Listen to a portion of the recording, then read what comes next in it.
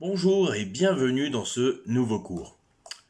Alors, souvenez-vous, la dernière fois nous avons parlé de la Révolution française, avec notamment la prise de la Bastille. Donc ça, on avait vu ça en thème 1, la prise de la Bastille. Donc on avait vu les belligérants, comme quoi le peuple vraiment se révolte.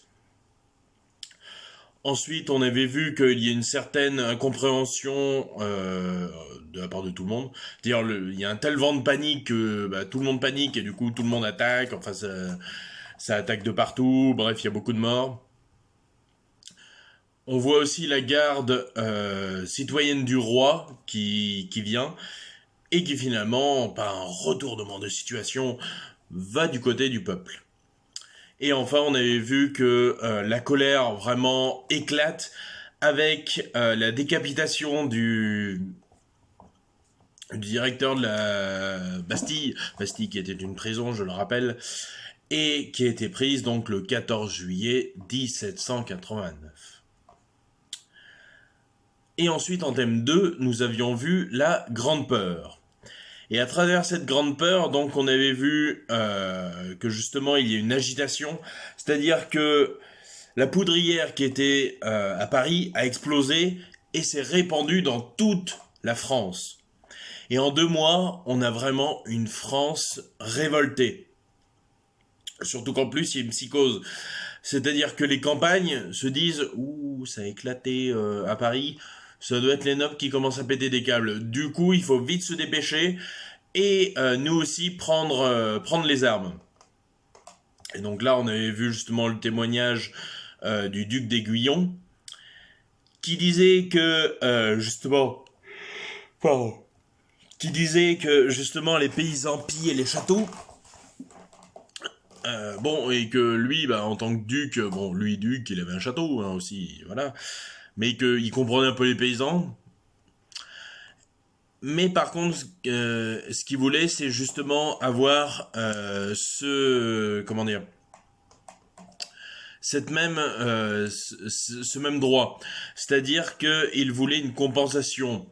Donc, en échange de temps, tu me donnes ça. Voilà, grosso modo. On avait vu donc oui que c'était un noble. On avait parlé de Rosario. Ah oui.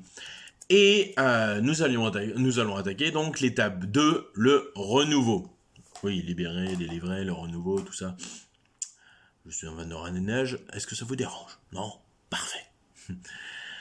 Alors, thème 1, décret des 4, 6, 8 et 11 août 1789. Alors, pour commencer, je vais vous lire ce texte. Tac. Alors, article 1. L'Assemblée nationale détruit entièrement le régime féodal. Elle décrète que les droits et devoirs qui pèsent sur la personne sont abolis sans indemnité. Tous les autres déclarés rachetables et le prix et le mode du rachat seront fixés par l'Assemblée nationale. Alors oui, féodal, on est d'accord que féodal fait référence justement à la hiérarchie roi, seigneur, paysan. Donc les paysans doivent des impôts au seigneur, le seigneur qui doit des impôts au roi, bref. Et en fait, cette hiérarchie s'effondre complètement, justement. Article 2. Le droit exclusif des colombiers est aboli. Colombier, lieu d'élevage de pigeons réservé à la noblesse. On les appelait aussi des pigeonniers. Donc en fait, vous aviez le pigeonnier, à l'intérieur vous aviez des boulins. Les boulins, c'était des sortes de petites niches pour les pigeons. Et du coup, plus il y avait de boulins, plus le seigneur était important. Et bien sûr, ça servait... alors oui, attention, petit édit reçu. Les pigeons, ça ne servait pas de pigeons voyageurs. Et ouais, ça, c'était très rare en France que dans les grosses villes. Et c'est plus pendant la Première Guerre mondiale qu'ils vont vraiment devenir voyageurs. D'ailleurs, Vaillant, Vaillant pigeon de combat, le dessin animé, justement, reprend cette idée de pigeons de voyageurs pendant la Première Guerre mondiale. Mais là, non. Les pigeons, on les utilise pour leurs œufs, pour leur chair. Bah oui, on bouffe du pigeon à cette époque. Et même aujourd'hui, on peut manger du pigeon. Bon, évitez d'aller bouffer le pigeon des villes, hein, genre Lyon, tout ça. Vous aurez un peu plus de plastique dans la bouche, quoi. Donc bon. Et enfin, aussi la fiente qui est utilisée pour du jardinage. Voilà, vous savez tout du pigeon. Bref. Article 3. Le droit exclusif de la chasse est aussi aboli. Article 4. Toutes les justices seigneuriales sont supprimées sans aucune indemnité. Donc oui, comme je vous l'avais dit avec le duc d'Aiguillon, justement, lui disait oui, mais si les paysans s'en vont, est-ce qu'on pourrait avoir un petit remboursement, voilà. Et bien là, ces décrets justement lui disent nope, non, vous enlevez vos paysans, vos terres, voilà, débrouillez-vous. Alors, article 5. Les dîmes de toute nature et les redevances qui en tiennent lieu sont abolies. La dîme, c'était les impôts, justement, que devaient payer les paysans. Donc ça, on enlève. Article 6. Toutes les rentes sur les terres, soit en nature, soit en argent, seront rachetables.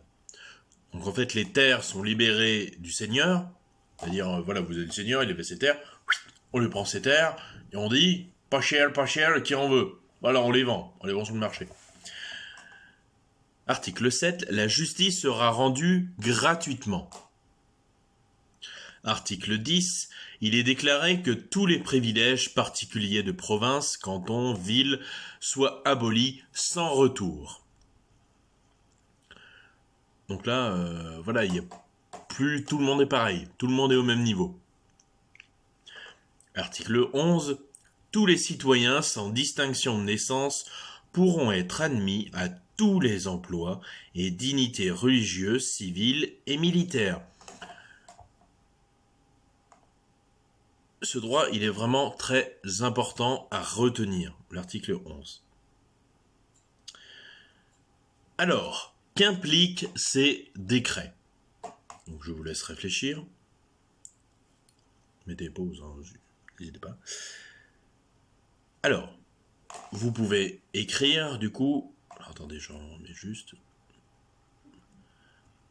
Tac, voilà. Ces décrets impliquent la fin du régime féodal et des privilèges. Désormais, les Français sont des citoyens égaux devant la loi. Point.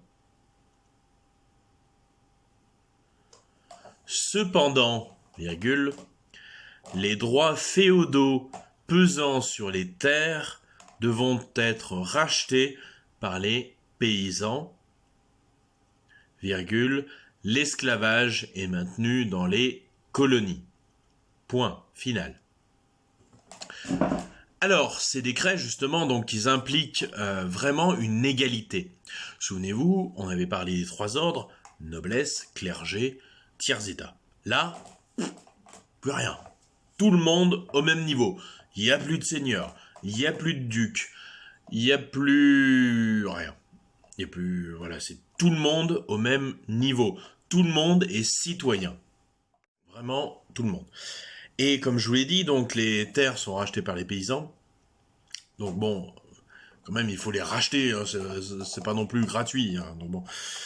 Et l'esclavage est maintenu dans les colonies. Donc bon, voilà, tous égaux. Voilà. Oui, esclavage fin 1848 hein, en France. Ouais. Bon, on avait commencé. On le verra, on avait commencé à enlever l'esclavage, mais après on se dit oh non, finalement, c'est pas une bonne idée. Allez, on le remet. Bim. Napoléon l'a remis, et voilà. Donc après, oui, il a fallu attendre longtemps avant la fin de l'esclavage. Enfin bref. Citer les droits naturels de l'homme, préciser les différentes libertés.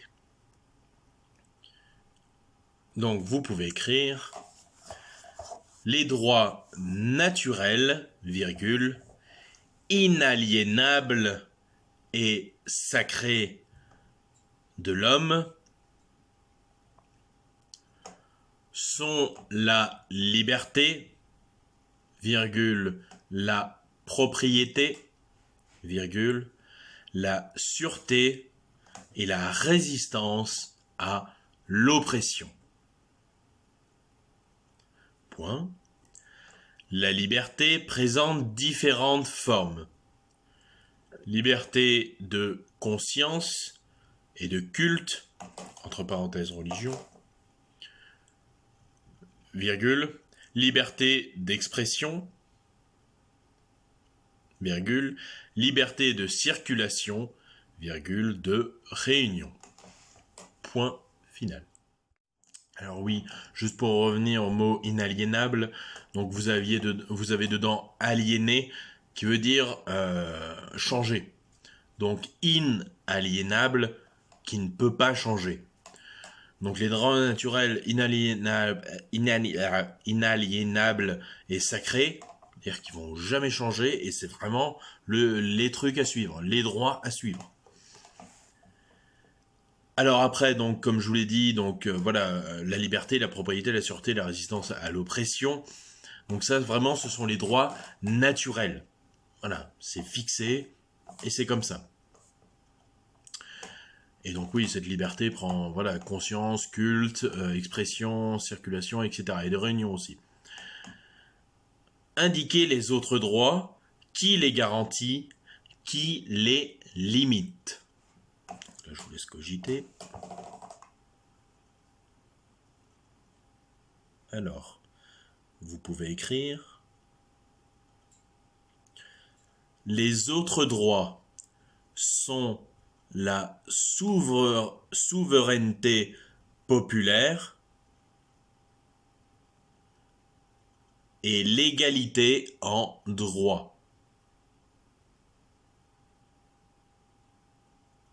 Point. Ces droits sont garantis, mais limités par la loi, virgule, expression de la volonté générale, entre parenthèses, la nation. Fermez la parenthèse, point final.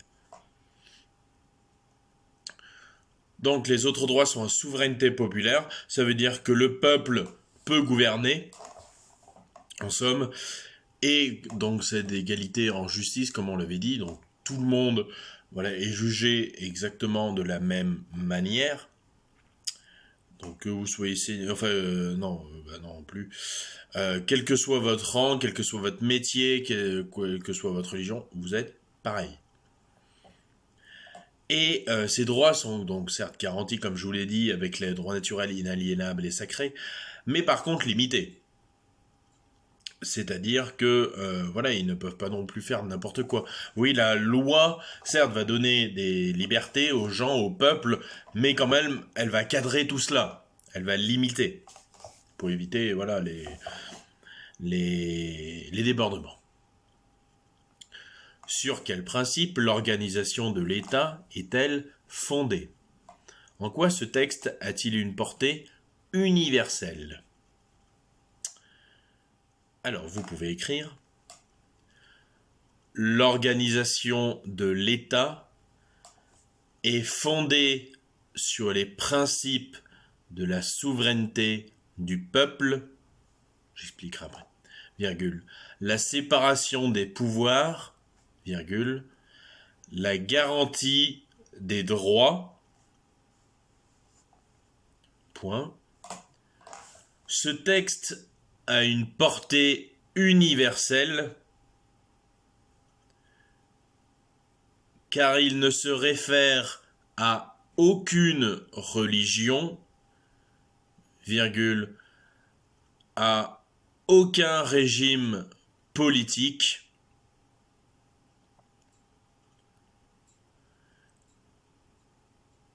point. Il ne cite ni le catholicisme, ni le roi, virgule, il concerne tous les hommes. Point. Donc voilà sur quoi l'organisation de l'État est fondée. Donc souveraineté du peuple, ça veut dire que le peuple peut être souverain, donc il peut être dirigeant, donc une importance, oui. La séparation des pouvoirs donc juridiques, j'ai un bug, donc législatif qui fait les lois et exécutif qui applique les lois. Donc ces trois pouvoirs justement vont être dispersés. Ça, on va le voir après. La garantie des droits, donc comme je vous l'ai dit, voilà, garantie inaliénable et sacrée. Alors, pourquoi donc ce texte a une portée universelle? Donc comme je vous l'ai fait écrire, aucune religion, personne, enfin vraiment c'est un texte d'une généralité. C'est ça en fait oui, j'aurais peut-être dû vous expliquer universel avant. Qu'est-ce qu'une portée universelle? Universel, c'est tout le monde, comme son nom l'indique, univers. Donc ça va vraiment pouvoir se répandre à tout le monde. Donc là, en l'occurrence, il est universel parce qu'il ne cite personne. Est-ce que ça s'applique au roi, au peuple? Non, ça s'applique à tout le monde, à tous les hommes. Est-ce que ça s'applique aux catholiques? Est-ce que ça s'applique aux protestants, aux juifs? Non, à tout le monde. Vous voyez, il y a vraiment cette globalité. Enfin, peut-être les juifs. Non, peut-être pas encore.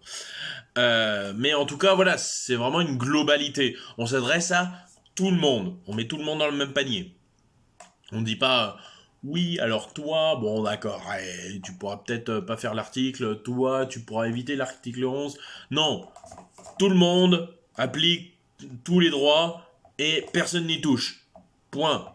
Voilà, c'est comme ça. On met les lois, c'est sacré, on n'y touche plus, c'est comme ça et pas autrement. Du coup, tout le monde pareil, tout le monde au même niveau et on se respecte tous. Voilà, paix pour tous. Donc voilà ce que sont ces nouveaux décrets. Donc qui vont impliquer un certain renouveau et qui vont donc nous amener justement à la Déclaration des droits de l'homme et du citoyen du 26 août 1789. Et en fait, je viens de remarquer que pour la question, il est mieux d'essayer de ça. Oui, je me suis trompé. Bon, c'est pas grave. Après, les décrets que je vous ai mis là, devant sont assez bien aussi. Donc oui, j'ai peut-être oublié de vous parler de ce document. J'espère que vous le verrez avant de répondre aux questions. Parce qu'il peut vous aider. Après, les décrets seuls pouvaient vous aider à répondre aux questions. Mais bon, c'est vrai que là, quand même, c'est du coup la fameuse DDHC, la Déclaration des droits de l'homme et du citoyen du 26 août 1789. Donc là, la DDHC, août 1789, il faut le savoir, c'est à connaître. Déclaration des droits de l'homme et du citoyen en août 1789. Et surtout, il faut savoir ce que c'est. Oui, parce que c'est pas le tout de me dire oui, donc la DDHC, 17 août 1789. Ok. Non. Il faut vraiment me l'expliquer. Alors, qu'est-ce que cette DDHC? Cette DDHC, en fait, elle va, comme les décrets qu'on a vus précédemment, vraiment, voilà, poser les bases de ce que va être la République.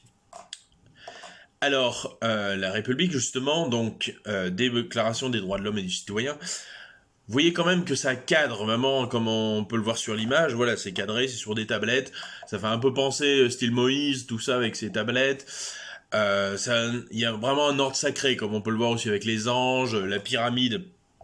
Alors oui, la pyramide tout en haut, que vous pouvez peut-être voir avec l'œil, ce n'est pas le symbole des Illuminati. Enfin si, mais pas là. Là, ça symbolise Dieu. Dieu avec les 3 points. Père, Fils, Saint-Esprit. Triangle. Et au milieu, il y a Dieu. Voilà. Tout bête. Donc, vous voyez, cette constitution, elle est vraiment au centre de l'univers, elle est vraiment avec la bénédiction de Dieu. Donc ça rajoute encore un caractère sacré. Voilà, on montre, ouais, vous avez vu la déclaration des droits de l'homme, là, c'est... Mais il y a Dieu, hein, il a signé, tout ça, enfin, il surveille. Bon. Alors, je vais vous la lire, cette déclaration, donc préambule. Donc c'est qui précède. Les représentants du peuple français constitués en Assemblée nationale ont résolu d'exposer dans une déclaration commune solennelle les droits naturels, inaliénables et sacrés de l'homme, comme je vous le disais justement. Article 1er. Les hommes naissent et demeurent libres et égaux en droit. Article 2. Le but de toute association politique est la conservation des droits naturels et imprescriptibles de l'homme. Ces droits sont la liberté, la propriété, la sûreté et la résistance à l'oppression. Donc, oui, imprescriptible, c'est qu'il ne peut pas être supprimé, tout bêtement. Donc, les droits naturels et bref, de l'homme, ces droits sont la liberté, la propriété, la sûreté, la résistance à l'oppression. Donc ça, voilà, c'est écrit, on n'y change plus. Hein. Article 3. Le principe de toute souveraineté réside essentiellement dans la nation. Nul corps, nul individu ne peut exercer d'autorité qui n'en émane expressément. Ça veut dire que plus de droit. Il n'y a plus une seule personne, c'est le peuple. Article 4. Donc oui, l'article 3, voilà, reprend vraiment cette idée comme quoi ce n'est pas un roi, c'est vraiment le peuple qui gouverne. Res publica, d'ailleurs, le pouvoir au peuple. Voilà, res publica, la chose publique, mot latin justement qui signifie vraiment ce pouvoir au peuple. Article 4. La liberté consiste à pouvoir faire tout ce qui ne nuit pas à autrui. Ces bornes ne peuvent être déterminées que par la loi. Donc en gros, on est libre de faire ce qu'on veut. Bien sûr, en respectant la loi. Voilà. Par exemple, vous êtes libre de parler, libre de dire ce que vous voulez, mais sous couvert de la loi, comme aujourd'hui. Vous êtes libre de dire que... je sais pas moi, qu'est-ce que je peux dire ? N'importe quoi. Enfin, vous êtes libre, par exemple Saint-Thé, vous êtes libre de dire que Saint-Thé est une ville pourrie. Ouais, voilà. Bon, je vais peut-être me faire insulter, mais j'ai le droit de le dire. En revanche, ce que je n'ai pas le droit de dire, ce serait d'insulter voilà, quelqu'un parce qu'il est stéphanois. Ça serait complètement aberrant et complètement stupide. Et voilà, donc, on a le droit de dire ce qu'on veut, mais il y a des limites. Voilà. Je sens que je vais me faire pourrir. Article 6. La loi est l'expression de la volonté générale. Elle doit être la même pour tous. Voilà, en gros, c'est ce que je vous ai dit justement, la loi expression de la volonté générale, c'est-à-dire, on se concerte tous, et voilà, et on prend une idée. Bon, bien sûr, on va pas rassembler tout le peuple français, voilà. Il me semble que c'est 30 millions à l'époque. On va pas dire à 30 millions de personnes, ah les gars, allez, venez, on va se mettre sur la place publique, et on va causer, hein. Bon, enfin, voilà, déjà parler à une centaine de personnes, déjà qu'une centaine de personnes qui se mettent d'accord, c'est costaud, alors imaginez 30 millions en un coup. Non, alors du coup, on va élire justement des gens qui vont, voilà, se rassembler, etc. On va avoir une organisation. D'où le Parlement. Le Parlement, les ministres sont élus par le peuple. Donc ils sont censés représenter la voix du peuple, justement. Article 7. Nul homme ne peut être accusé, arrêté ou détenu que dans les cas déterminés par la loi et selon les formes qu'elle a prescrites. C'est-à-dire que maintenant, pour arrêter quelqu'un, pour le punir, il faut une raison. Et oui, parce qu'avant, le roi, il disait « Ah, celui-là, il me plaît pas. Allez, en tôle. Ah, celui-là, il m'a regardé, il m'a mal regardé. En tôle. » Ou vous l'aimiez pas, ou alors vous disiez lui, je veux sa ferme. Allez, on va l'accuser de quoi? Oh, plus besoin de l'accuser. Allez, prison. Là, maintenant, non. Non, là, par contre, vous devez avoir une bonne raison pour enfermer quelqu'un. Et oui.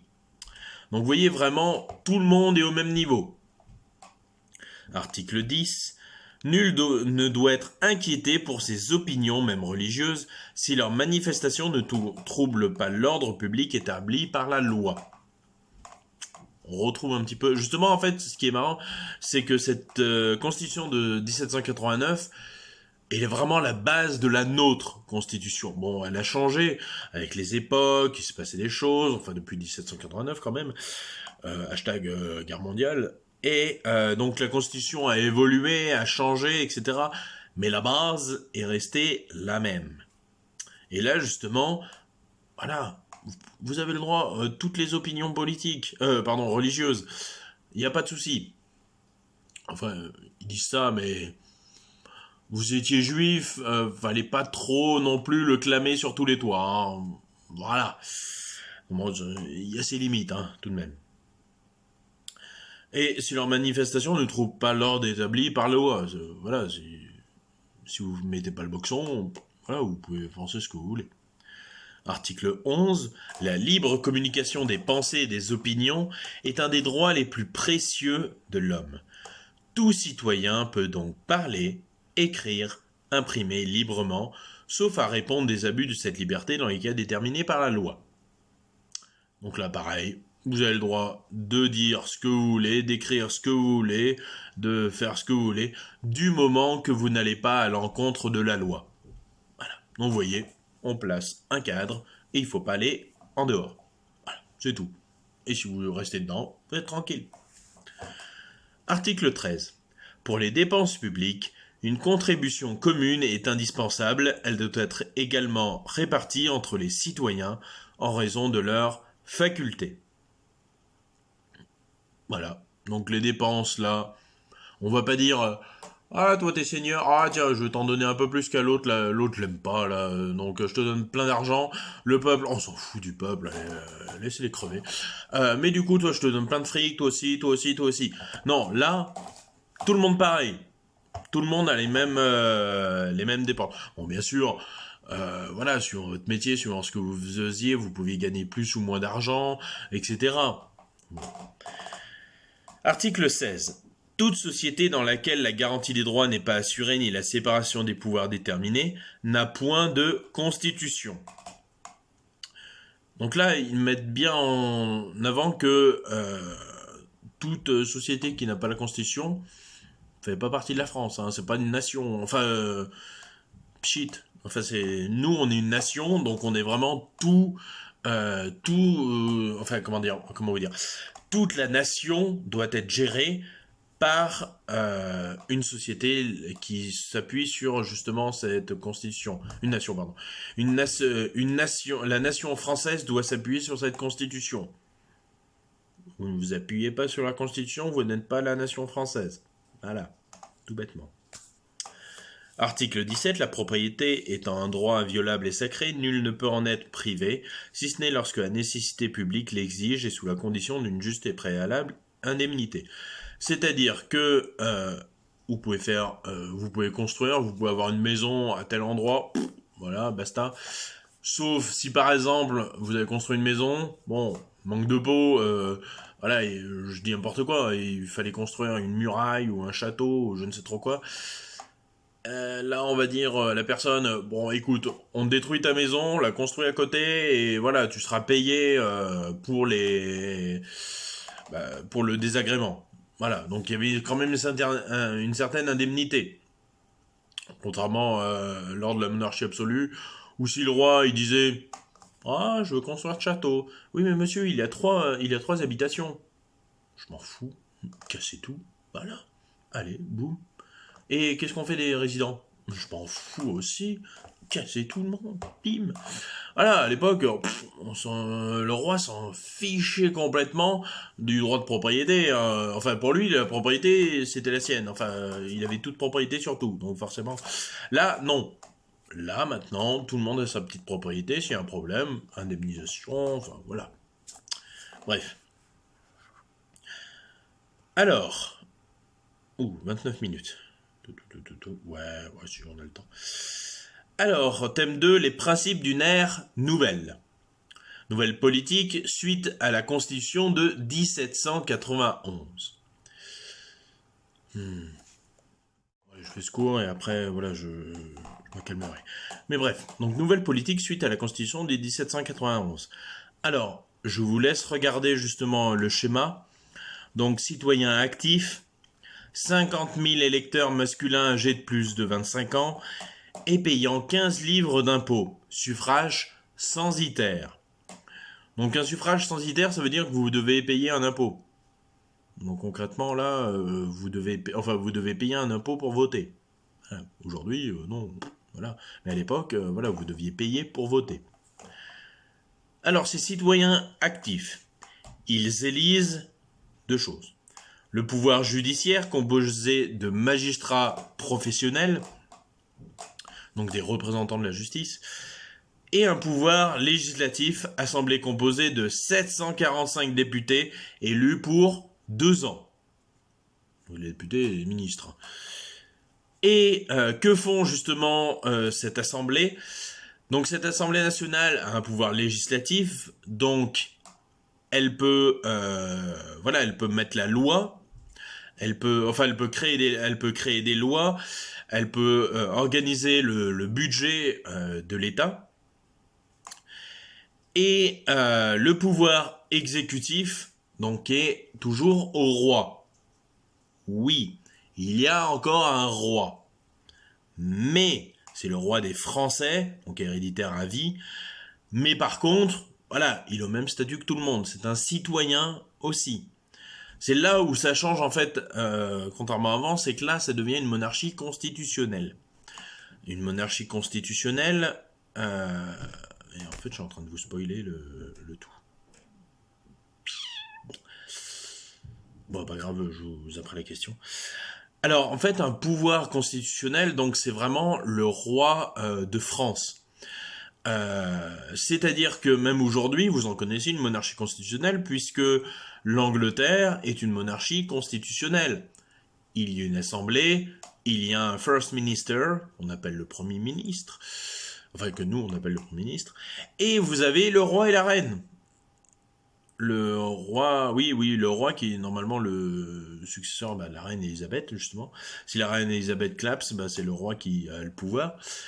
Et après, ça revient au fils, je sais plus si c'est Harry, enfin je sais plus de Harry ou l'autre. Je les appelle son prénom. Voilà, je ne sais plus desquels des deux hérite, mais bon, bref. Voilà, donc vous voyez, ça c'est une monarchie constitutionnelle. Et vous voyez par exemple la reine Elisabeth, bon, voilà, bon certes elle a un joli chapeau, tout ça, enfin voilà, elle est habillée classe, bon c'est quand même la reine, mais elle est, enfin vous voyez, on la voit comme une personne un peu lambda. Enfin lambda, quand même c'est la reine, mais vous voyez ce que je veux dire ? C'est pas non plus, elle va pas se la péter, tout ça. Enfin voilà, là le roi justement, il a vraiment un rôle beaucoup moins important que lors de sa monarchie absolue. Là, comme je vous l'ai dit, donc exécute avec droit de veto, donc la loi. Donc droit de veto, ça veut dire s'il est pas d'accord, on reprend tout. Et il nomme les ministres. Alors, donc ministre de la guerre, etc. Donc là, c'est lui qui décidait. Donc, qui détient le pouvoir ?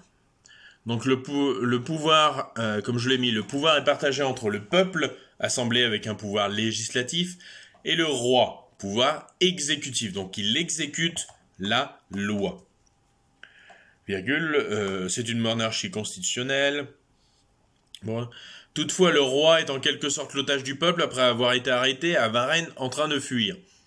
Alors, faut savoir que le roi, il le sent mal. Parce que là, même s'il est en constitutionnel, tout ça, il a encore un peu de pouvoir, mais il le sent mal. Parce que là, vous voyez, comme je vous l'avais dit, ça commence un petit peu à péter à droite à gauche. Et du coup, les gens, ils sont là, un roi, finalement, il y a encore le roi, c'est pas cool. Et vous voyez, il y a encore ces tensions. Et justement, le roi, lui, il le sent. C'est pour ça qu'il va essayer de se tailler. Bon, il n'y arrive pas. Voilà. Mais bref, pourquoi n'est-ce pas encore parfaitement égalitaire? Je vous laisse réfléchir. Relisez bien justement le schéma. Alors, vous pouvez écrire. On constate que le vote ne peut se faire qu'en échange d'un lourd impôt, virgule. Les pauvres sont alors exclus, point.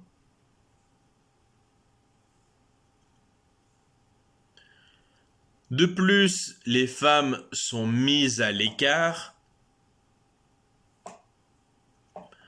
car on ne les considère pas aptes à pouvoir voter. Point. Point final. Oui, parce que les femmes, voilà, enfin déjà, tout est à la charge du mari, et surtout, voilà, enfin, les femmes, on se dit, mais non, une femme, ça peut pas voter. Quelle idée saugrenue. Non, une femme, ça peut pas voter, ça peut... Qu'est-ce que c'est qu'on prend la politique, hein? Voilà, ça fait le ménage et ça fait la cuisine toute la journée, qu'est-ce que ça peut y comprendre? La pensée de l'époque. On ne jette pas des cailloux, on se calme. Voilà, c'était vraiment la pensée de l'époque, la femme, c'était plus bactère. Donc voilà pour ce qui est de cette nouvelle constitution. Et justement, on va voir que ça commence un petit peu à se friter, à avoir une petite tension, avec notamment ce tableau donc, que vous avez sous les yeux, du 10 août 1792, de la monarchie constitutionnelle à la République. François Gérard. Donc, cette gravure, justement, elle nous montre à gauche les anti-monarchiques, qu'on va appeler les montagnards, parce qu'ils étaient d'un parti politique qui s'appelait la Montagne, donc on les appelait les montagnards. Voilà, on n'est pas allé chercher plus loin. Avec notamment donc la banderole, bon vous pouvez pas forcément le lire, mais justement banderole qui est tout au-dessus, où il y a marqué patrie, égalité, fraternité. Et oui, pas encore liberté, hein. Liberté ça va venir après. Patrie, égalité, fraternité. Et aussi vous en avez une autre où c'est marqué plus droit. Point. Et de l'autre, on peut sans doute affirmer qu'il s'agit de l'Assemblée des bourgeois. Et les bourgeois, justement, eux, ils vont représenter le parti des Girondins. Pourquoi les Girondins? Parce que la plupart des représentants des bourgeois venaient de la Gironde. Gironde, c'est un département français où il y a la très belle ville de Bordeaux. Voilà. Donc oui, ils se sont dit, ouais, les gars, ils viennent de Gironde, on va les appeler les Girondins. Voilà. Comme quoi. Donc voilà, on a d'un côté les montagnards anti-monarchiques et de l'autre les Girondins qui eux par contre se disent ah la monarchie constitutionnelle finalement c'est pas si mal, enfin voilà on se plaît bien, on est pépouze. Et donc comment s'organise le tableau?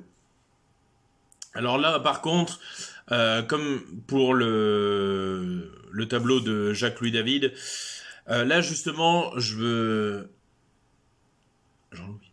Non, Jacques-Louis David. Oui, Jacques-Louis David. Jean-Louis David. Non, Jacques-Louis David, justement, on a, voilà, on va s'intéresser vraiment au tableau en lui-même, notamment à la gravure. On va vraiment s'intéresser à l'aspect technique. Donc, je vous laisse réfléchir comment est-ce qu'on s'organise le tableau, justement. Comment est-ce qu'on peut, vous voyez, comment est-ce qu'on peut diviser le tableau? Mais pourquoi? Enfin, qu'est-ce que ça fait? Pourquoi on peut, par exemple, pourquoi vous le divisez pourquoi on pourrait le diviser en deux? Pourquoi pas en quatre? Pourquoi pas en huit? Bref, qu'est-ce qui est important? Enfin, voilà. Donc, je vais réfléchir. Et là, vous pouvez écrire. Le tableau se divise en deux. On distingue clairement l'opposition clair-obscur, donc clair / obscur, et fixe / dynamique. Donc slash et une barre. Point final. Alors j'irais même jusqu'à dire en 3. parce qu'en 3, vous avez tout en haut, justement, tout en haut. Pareil, on va retrouver en fait la même problématique que John Louis David, c'est-à-dire cette idée de liberté et de mouvement. Donc, mais après, ouais, si vous penchez un petit peu la tête, voilà, vous avez que la partie gauche, mais vous voyez, il y a une gauche un peu en diagonale, où vous avez les estrades et le sol, où vraiment vous avez des gens qui gigotent de partout, qui lèvent les bras, qui sont là en mode « Oh, j'en ai marre !» Roi d'émission, bref. Et à droite, dans le coin, vous voyez en fait toute le coin ici, vous avez justement voilà les Girondins qui sont voilà assis, qui bougent pas trop, voilà. Donc vous voyez, on va vraiment avoir cette forme justement donc fixe dynamique, et aussi par le jeu de lumière, c'est-à-dire les montagnards qui sont à gauche. Donc eux vont être représentés de manière lumineuse, alors que les Girondins, vous voyez, on a beaucoup d'ombre, voilà, d'effets d'ombre, c'est un peu plus noirci, etc. Qu'est-ce que cela suggère sur la situation? Donc, je laisse réfléchir. Vous pouvez écrire. Nous avons une situation de crise où les montagnards sont contre les Girondins. Point. L'abondance de lumière suggère que les personnes à gauche ont le dessus. Point. Les lignes de fuite participent à cette tension puisque le peintre nous montre où se dirige la colère. Comme je vous l'ai dit la dernière fois pour le tableau de Jacques-Louis David, les lignes de fuite, ce sont les lignes qu'on peut remarquer voilà, où se dirige le tableau. Parce que vous savez, quand un peintre fait un tableau, il va dessiner les lignes, justement, pour poser son décor. Il dessine pas comme ça au pif, non, il fait des lignes.